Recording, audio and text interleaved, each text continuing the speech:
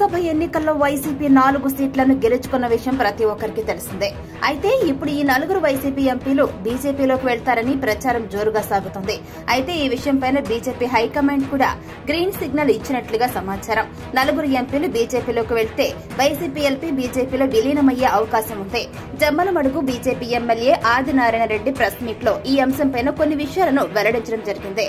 వైసీపీలో గెలిచిన 4 ఎంపీలు తమతో టచ్ లో ఉన్నారని చెప్పడంతో ఈ అంశం చుట్టూనే ఇప్పుడు రాజకీయ దుమారం చెలరేగుతుంది. Araku MP doctor Gumma Tanuja Rani, Tirupati MP doctor Gurumurthy, Rajampet MP Peddireddy Venkata Mithun Reddy, Kadapa MP Avinash Reddy BJP అధిష్టానంతో టచ్ లో ఉన్నట్లు తెలుస్తుంది. ఇక ఆదినారాయణ రెడ్డి వ్యాఖ్యలు కూడా బలాన్ని చేకూరుస్తున్నాయి. అయితే మిథున్ రెడ్డి పార్లమెంటరీ స్పీకర్ గా ఉన్నారు. ఆయన అలాగే కొనసాగాలి అంటే బీజేపీలోకి వెళ్తేనే ఆయనకు పదవి ఉండే ఛాన్స్ ఉంటుంది.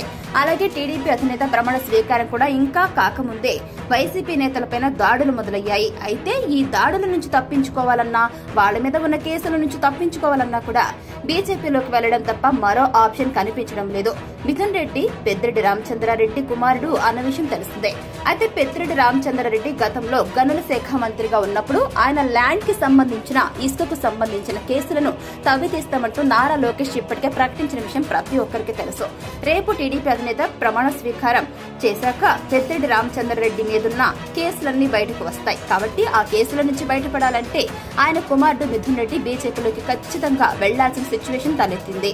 అలాగే అవినాష్ రెడ్డి మీద ఉన్న మర్డర్ కేసు నుంచి తప్పించుకోవాలంటే బీజేపీలోకి వెళ్తేనే సేఫ్ గా ఉంటామని భావించిన ఆయన కూడా ఆ పార్టీలోకి వెళ్లాలని యోచిస్తున్నట్లుగా సమాచారం. అయితే నిన్న జగన్మోహన్ రెడ్డితో 4 ఎంపీలు ఈ విషయం గురించి చర్చించినట్లు తెలుస్తోంది. అయితే ఈ 4 ఎంపీలు కూడా బీజేపీలోకి వెళ్లిపోతే వైసీపీ టోటల్ గా జీరో అయిపోతుంది. వైసీపీ ప్రాభవం కూడా తగ్గిపోయే ఛాన్స్ ఉంటుంది.